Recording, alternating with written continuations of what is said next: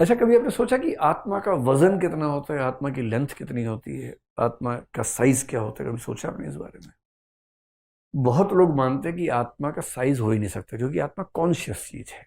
जैसे आपके विचार का साइज नहीं होता। आप कहें कि आज मेरे मन में 2.5 किलो की फीलिंग आ रही है, ऐसा कभी नहीं बोलते ना आपकी मेरी फीलिंग में वजन कितना है। या आज मेरे मन में जो विचार आया वो रेक्टेंगुलर विचार आ रहा है। रेक्टेंगल का विचार आ सकता है, पर विचार रेक्टेंगुलर नहीं हो सकता ना अपने आप में। विचार तो विचार है। तो जो थॉट्स हैं, फीलिंग्स हैं, कॉन्शियस चीजें हैं, उनका आकार, उनका वजन, ये सब नहीं होता है। लोग मानते हैं कि आत्मा भी वैसी चीज है, ईश्वर भी वैसा ही है। अगर ईश्वर है तो कॉन्शियस है। आप ईश्वर का आकार मत पूछिए कि कितना लंबा, कितना चौड़ा, कितना मोटा है, मत पूछिए। वो भद्दा सवाल है, नहीं पूछना चाहिए। अब जैन लोगों ने एक बड़ी यूनिक बात कह दी।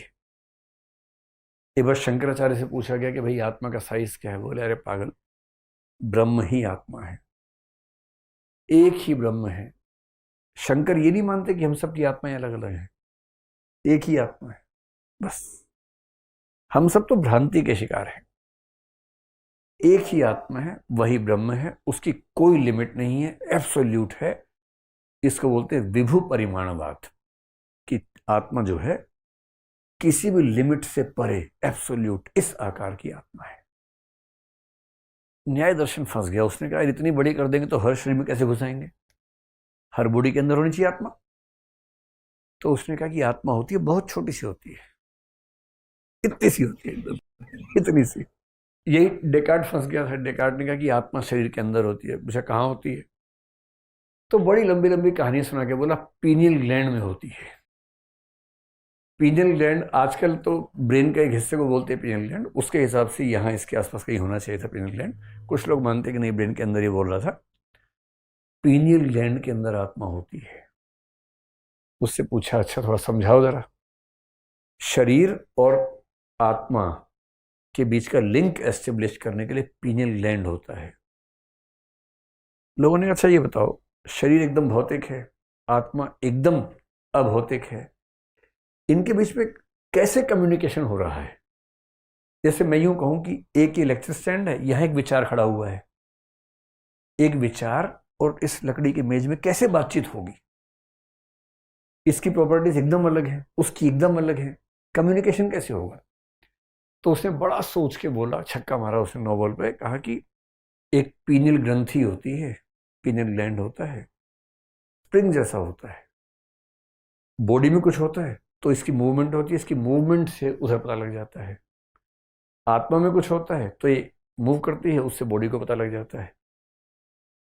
लोगों ने कहा वाह डेकार्ट, वाह क्या बताया है, कमाल ही कर दिया। बस एक बात और बता दो कि ये जो पीनियल ग्लैंड है, ये भौतिक है कि चेतन है?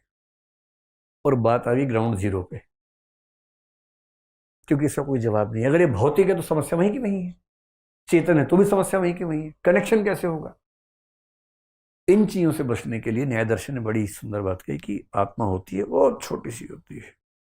तो लोगों ने कहा फिर ये बताओ कि हाथ में चोट होती है तो फीलिंग कैसे आती है? बोले जैसे दीपक छोटा सा होता है पर प्रकाश हर जगह फैल जाता है, ठीक वैसे ही आत्मा छोटी सी होती है, किंतु उससे चेतना पूरे शरीर में व्याप्त हो जाती है।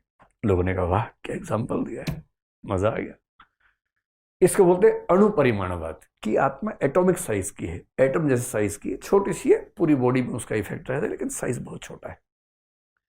हालांकि न्याय दर्शन से अगर आप पूछेंगे कि आत्मा का साइज निकाला कैसे, और या ये सवाल पूछेंगे कि अगर साइज है तो भौतिक होगा, क्योंकि साइज तो भौतिक चीज का होता है, तो बहुत मुश्किल सवाल है। हालांकि न्याय दर्शन की जो आत्मा है वो कुछ कुछ भौतिक है, तो वो शायद बच जाएंगे, बाकी लोग नहीं बच पाएंगे। अब जैन दर्शन से लोगों ने कहा बताओ भैया बताओ, आत्मा का साइज कितना है? तो मुझे नहीं पता ऐसा क्यों कहा, लेकिन उन्होंने एक नया सिद्धांत दिया जो दुनिया में किसी के पास नहीं। ये दुनिया में सबसे यूनिक विचार दिया। शंकराचार्य ने इस विचार का बड़ा मजाक बनाया। क्या विचार दिया? उन्होंने कहा कि आत्मा का जो आकार है वो शरीर के आकार के बराबर होता है। जैसे शरीर में आत्मा होती है, उस शरीर के आकार की ही आत्मा हो जाती है। लोगों ने अपना माथा ठनका, बोले ठीक से समझाओ, भी नहीं समझ आ रहा हम तो। बोले सिंपल है, शरीर जितने आकार का है उसी आकार की आत्मा है। आत्मा को समझिए जैसे पानी है, जिस पात्र में जाता है उसी आकार का हो जाता है, उसी तरह से आत्मा भी जिस शरीर में जाती है उस आकार की हो जाती है। फिर समझाने के लिए बोले, पिपीली का पुद्गलम प्राप्य पिपीली का भवती, हस्ती पुद्गलम प्राप्य हस्ती भवती। ये देखने में आतंकवादी वाक्य लग रहा है, बहुत आसान है, इसका मतलब बहुत आसान है। पिपीली का होती है चींटी, पुद्गल का मतलब शरीर, पुद्गल का मतलब भौतिक, तो यहां शरीर के सेंस में। चींटी का शरीर प्राप्त होता है, पिपीली का भवती, तो आत्मा चींटी जैसी हो जाती है। हस्ती का मतलब होता है हाथी, हाथी का शरीर प्राप्त होता है तो हाथी जैसी हो जाती है।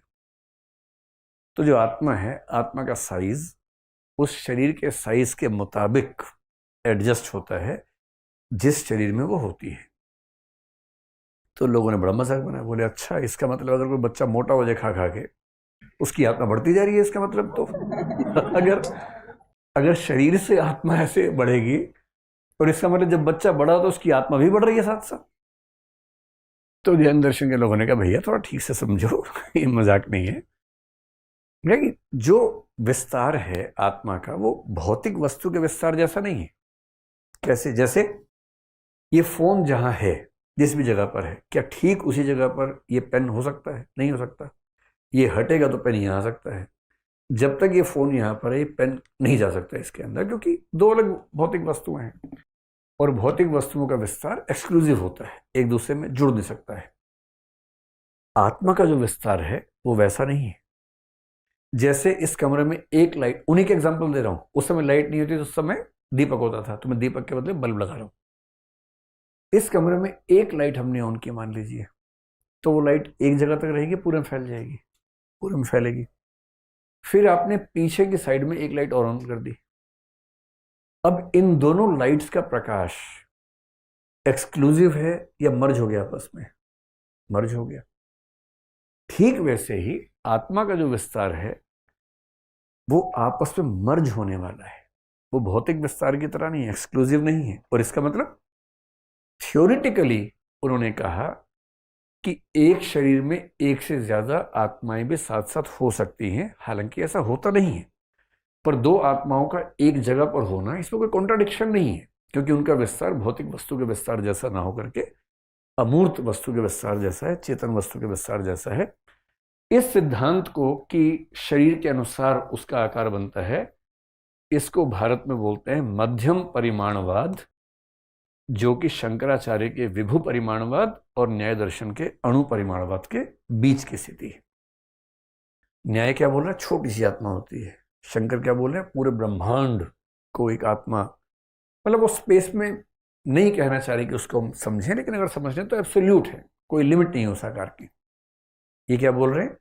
शरीर के आकार के अनुसार आत्मा होती है, और इसीलिए हाथ में भी चोट लगे तो फील होता है, पैर में लगे तो फील होता है। इसका मतलब आत्मा पूरे शरीर के साथ संपर्क में रहती है। और इसी विचार को उन्होंने मध्यम परिमाणवाद कहकर